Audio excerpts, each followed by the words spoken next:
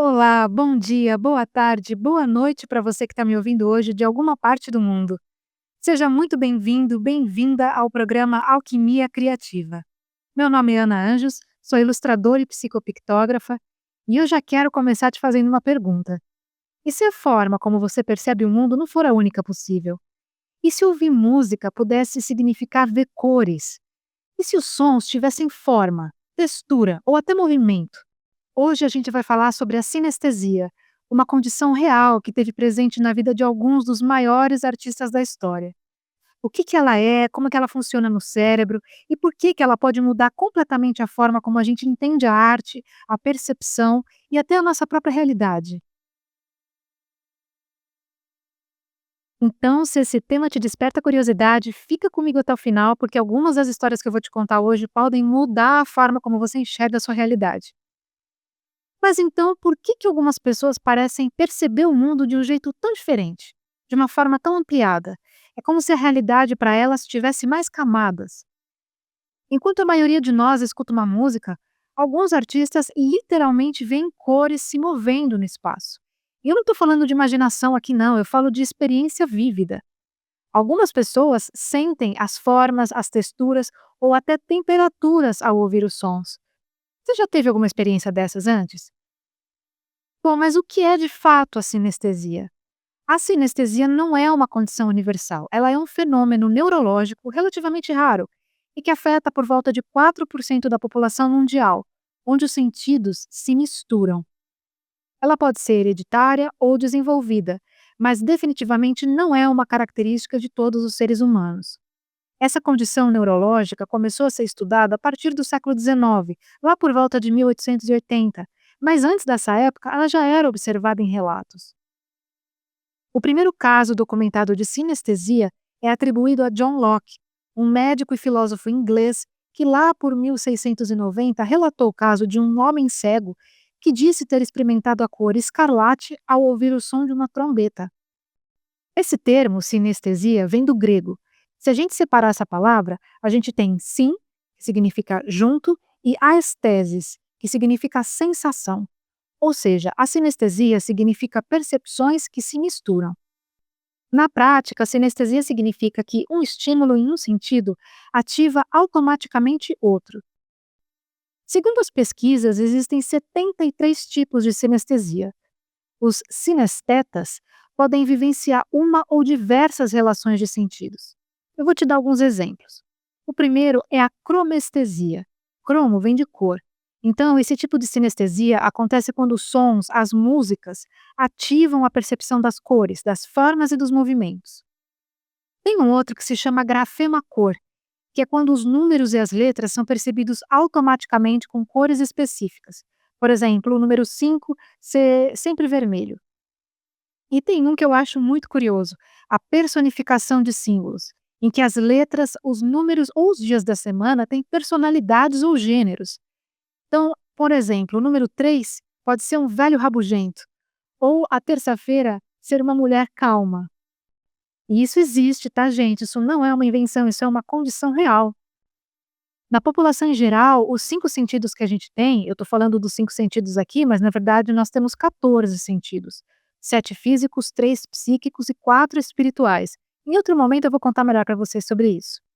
Mas esses 5 sentidos que a gente conhece, que são a visão, a audição, o paladar, o tato, o olfato, todos eles são interpretados através do sistema sensorial. Os órgãos que a gente tem, a pele, a língua, o nariz, os ouvidos, os olhos, possuem células especiais chamadas de receptores. Então, esses receptores captam os estímulos do ambiente e levam até o sistema nervoso central na forma de impulsos elétricos. E é lá que o cérebro processa as informações e gera as respostas. E aí a gente tem a percepção do frio e do quente, a sensação de dor, o gosto da comida e por aí vai. Todo esse processo acontece em rotas específicas, que não se cruzam. No caso de quem tem sinestesia, não é bem assim, porque os sentidos passam a ser percebidos de uma vez só. É como se o cérebro vivenciasse uma fusão, uma mistura de sentidos. A gente ainda tem diversos outros tipos de sinestesia, como a sensação de sabores ou texturas específicas na boca quando alguma palavra é falada. Por exemplo, a palavra domingo pode ter gosto de baunilha, ou a palavra porta pode ter gosto de pão seco.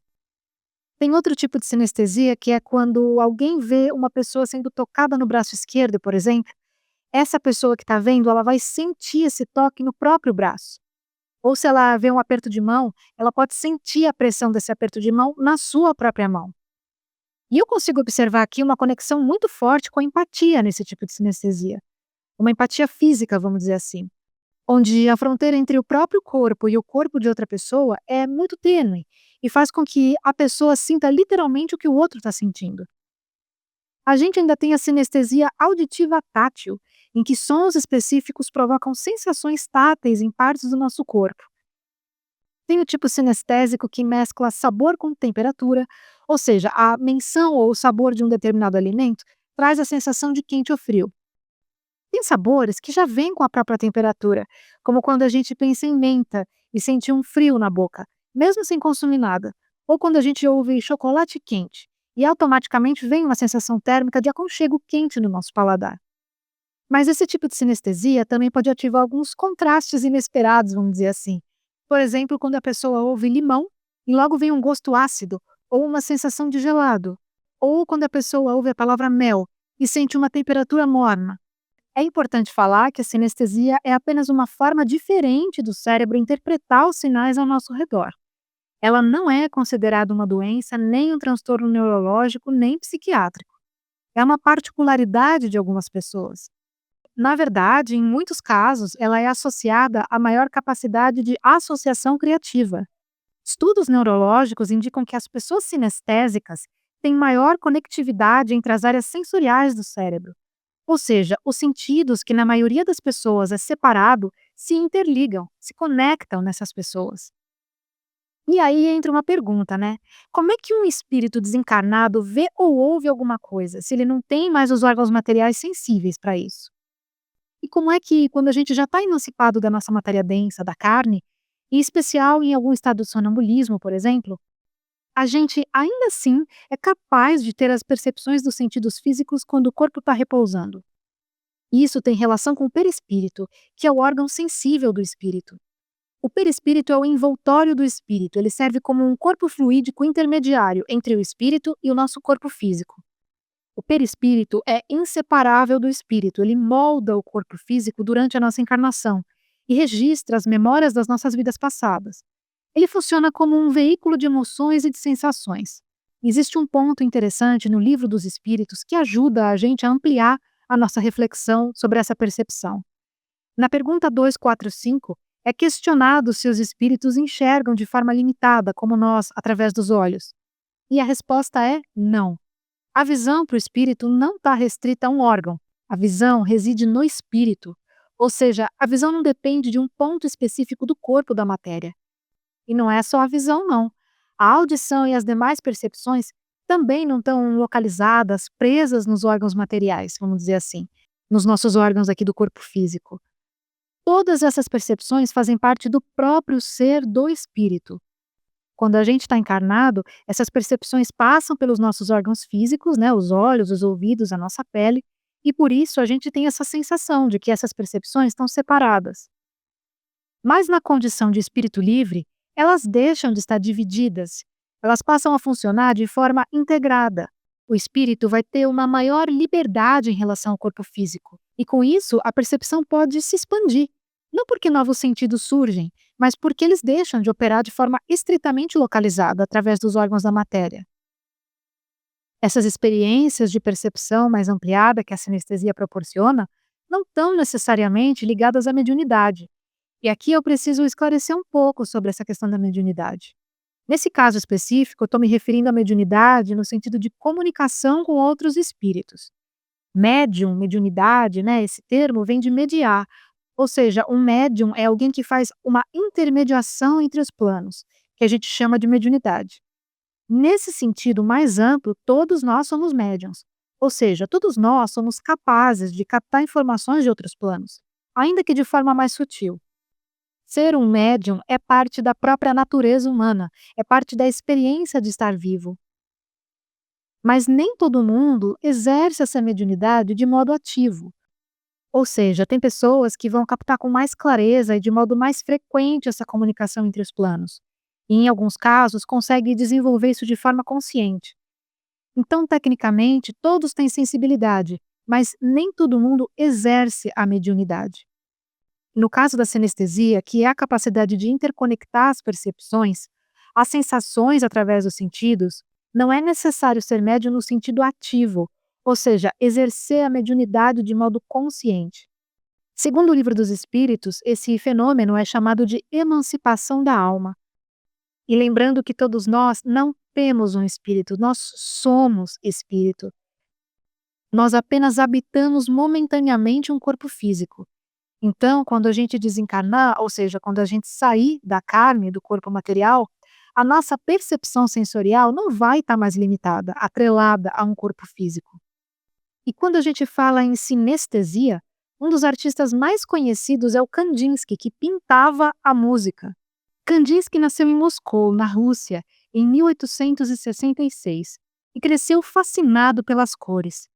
Ao ouvir música, ele não apenas escutava, ele via cores, formas, movimentos. Mais tarde, ele comparou o processo de pintura ao de orquestrar uma composição musical. Abre aspas. A cor é o teclado, os olhos são as harmonias.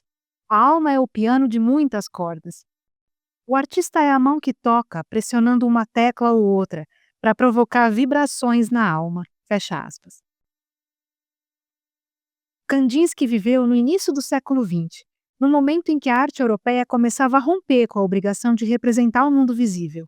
E ele foi um dos primeiros artistas a levar isso ao limite, começando a criar pinturas que não retratavam os objetos de forma figurativa, mas como experiências internas. Em vez de tratar a pintura como algo que representa o mundo externo, ele passou a tratar a arte como uma linguagem direta da percepção, usando a música para ativar essa sensação. A música não precisa mostrar nada para ser sentida, ela atua direto na emoção. A música é, acima de tudo, som, e som é vibração. E energia vibratória é tudo que existe. E falando de física, toda música é formada por ondas sonoras, as variações de pressão no ar que chegam até o nosso ouvido e são então interpretadas pelo cérebro. O Nikola Tesla já falava sobre isso, que se a gente quiser encontrar os segredos do universo, a gente deveria pensar em termos de energia, frequência e vibração. Essas energias vibratórias têm características específicas. A primeira é a frequência. Ela determina a altura, ou seja, os sons que variam entre graves e agudos, ou falando de outra forma, os sons altos e baixos. E eles são medidos por segundo numa escala chamada Hertz. A título de curiosidade, existe uma escala gráfica vibracional que foi criada por um psiquiatra chamado David Hawkins, que mostra pra gente como várias emoções e pensamentos que a gente tem correspondem a níveis calibrados de consciência. Ela é chamada de escala de Hawkins, e ela é muito utilizada quando a gente fala sobre vibração, frequência e consciência. A gente tem então as relações entre os níveis de consciência e as vibrações. Por exemplo, as vibrações mais densas vão vibrar abaixo de 200 Hz, enquanto as emoções mais sutis, como a alegria e o amor, podem vibrar acima de 500 Hz. A segunda energia vibratória é a intensidade. A intensidade mede a força, ou seja, o volume, e está ligada à amplitude da onda e da energia. Então, quando a intensidade é alta, os sons têm maior amplitude, maior energia. É o que a gente chama de volume alto. Já quando a intensidade é suave ou fraca, os sons têm menor amplitude, menor energia, que a gente chamaria de volume baixo. A terceira energia vibratória é o ritmo. O ritmo é a organização dos sons e dos silêncios no tempo. E essa organização é baseada na duração. O movimento vai definir a alternância entre os sons longos e os sons curtos e vai organizar o andamento, a pulsação dessa música. E essa experiência de ouvir uma música não vai ficar só no nosso ouvido. O nosso cérebro, ele não processa a música só como som. Ele ativa as áreas ligadas à emoção, à memória e até ao nosso corpo físico. Quantas vezes você já ouviu uma música que mexeu tão forte com você que você ficou todo arrepiado? Eu tenho certeza que isso já aconteceu com você alguma vez na vida. Isso acontece direto comigo quando eu estou desenhando. Então, olha que poderosa que é a música no nosso corpo. Ela pode deixar a gente calmo, relaxado, alegre, triste, melancólico, eufórico. Dependendo da música que a gente ouve, a gente vai vibrar na mesma frequência. A gente consegue, inclusive, bloquear ou desbloquear os nossos chakras. Agora eu quero te convidar para uma reflexão bem rápida aqui comigo. Que tipo de música você anda ouvindo atualmente? E o que que ela tem feito você sentir? Quando você ouve música, qual é o estado em que você mais permanece? Você já parou para pensar na energia vibratória das músicas? Agora, quando Kandinsky falava sobre música como algo que toca direto à alma, ele estava descrevendo essa experiência de forma sensível muito antes da ciência conseguir medir esses efeitos. A música não precisa representar nada, porque ela não passa primeiro pelo entendimento. Ela atua direto na nossa percepção, assim como as cores. A música e a pintura vão atuar de forma muito potente dentro da gente. A música e a cor são vibrações que o corpo e o cérebro reconhecem imediatamente e transformam em sensação, emoção e memória. Na realidade, tem uma pequena diferença da cor em relação à música. A música é uma vibração sonora. Ela já vai entrar no nosso sistema nervoso com ritmo e tempo. Ela literalmente acontece dentro do nosso corpo. A cor, por outro lado, vai passar primeiro pelo nosso sistema visual, para depois ser interpretada pelo cérebro e só então se conectar com a emoção e o significado. Mas esse processo é tão rápido que na prática parece direto. E se tem um livro que ajuda a gente a entender por que a arte pode ir muito além da estética, é o Do Espiritual na Arte. O Kandinsky escreveu esse livro em 1911, no momento em que a arte europeia ainda estava muito presa à ideia de representar o mundo visível de forma figurativa, ou seja, com paisagens, retratos, cenas que são reconhecíveis. Mas o Kandinsky começa a perceber que isso já não estava dando conta do que ele sentia. Para ele, a arte não deveria copiar a realidade. Ela deveria expressar algo interno, algo que não daria para fotografar. Kandinsky tinha uma espiritualidade plural, ele tinha uma formação que misturava a Igreja Ortodoxa Russa com influências xamânicas e a teosofia da Helena Blavatsky. O Kandinsky via a arte como um caminho espiritual, uma via divina, para despertar o espírito em um mundo materialista, para buscar a expressão imaterial da alma. No livro, ele está falando de uma dimensão mais profunda da experiência humana, das emoções, dos nossos estados internos, aquilo que move a gente por dentro. A ideia central do livro é que a arte verdadeira não nasce do que o artista vê, ela nasce do que ele sente. Kandinsky estava reagindo a um momento em que a arte era muito voltada para reproduzir o mundo externo. Uma época em que pintar bem significava parecer real. Ou seja, a ideia de que a arte só era arte se fosse tecnicamente fiel à aparência das coisas, com a proporção correta, com a perspectiva precisa, com a luz e sombra bem construídas. Mas para ele, aquilo era muito limitado. Esse modelo vinha de uma tradição longa, consolidada desde o Renascimento, onde a pintura era valorizada justamente pela capacidade de imitar o mundo visível com excelência. Mas no início do século XX, isso começa a entrar em crise. E é nesse ponto que Kandinsky rompe com essa lógica. E de fato, hoje em dia, pensar que a arte só é arte de verdade quando ela copia um retrato técnico fiel à aparência das coisas é algo muito limitado mesmo. Por duas razões. Primeiro, porque é condicionar o artista a uma máquina, que precisa reproduzir padrões e responder a critérios externos, quase como se criar fosse apenas executar algo muito bem. E segundo, porque isso invisibiliza o poder da criação de todo ser humano. E os homens nas cavernas lá que desenhavam nas paredes para contar suas histórias, suas angústias, suas conquistas. As pinturas da Caverna de Lascaux, na França, por exemplo, não estavam preocupadas com perspectiva, realismo técnico no sentido acadêmico. E ainda assim, atravessaram milhares de anos e continuam instigando a gente. Porque era a forma daquele povo se organizar no mundo, registrar as experiências que eles estavam tendo, dar forma ao invisível. Então, veja, a mudança na época de Kandinsky não é só estética, ela é filosófica também. O livro do espiritual na arte propõe uma virada no pensamento que nasceu lá no Renascimento. Então, em vez de perguntar, isso parece real? O artista deveria começar então a se perguntar, isso expressa algo verdadeiro dentro de mim? Isso era tirar a noção de valor da mão do que a sociedade considerava como correto e belo e colocar na mão do indivíduo, ou seja, de quem estava se expressando, de quem estava de fato criando. E aí entra a ideia central desse livro. A arte verdadeira nasce de uma necessidade interior. Não é sobre agradar o público ou seguir uma tendência. Não é sobre técnica somente. Mas sim sobre dar forma ao que você está sentindo dentro de você. O Kandinsky, então, não vai tratar a música como algo intocável, intangível, que somente os nobres poderiam ter acesso, como aconteceu há muito tempo na nossa história. Ninguém mais precisa entender uma música, saber tecnicamente a criação de uma música, para sentir o impacto dela. Assim como a pintura também não precisa representar algo reconhecível, figurativo. As cores, as linhas, as formas, tudo isso já é suficiente, porque elas têm um efeito direto sobre quem observa.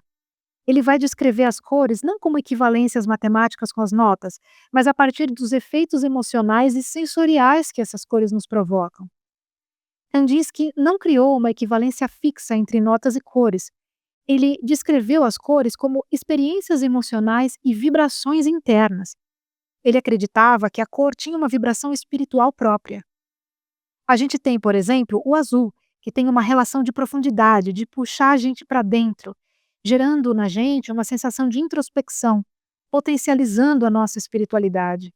Tem uma relação com os sons graves. A gente pode inclusive relacionar o azul profundo às águas do mar. Já o amarelo gera uma sensação de expansão. Ele é mais enérgico, inquieto, ele invade. Um exemplo disso é a luz.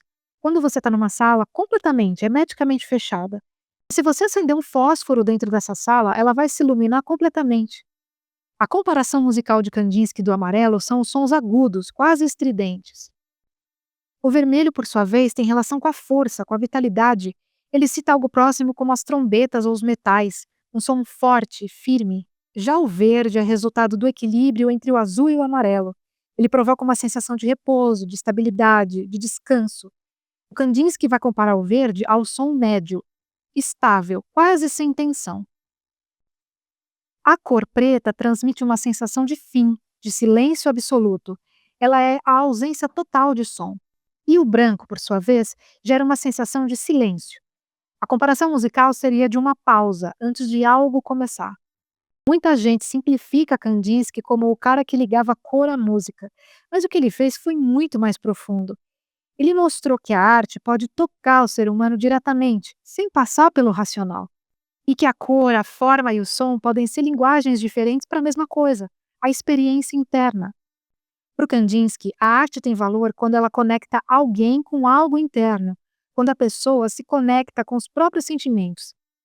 Não quando ela apenas reproduz tecnicamente o que já está fora.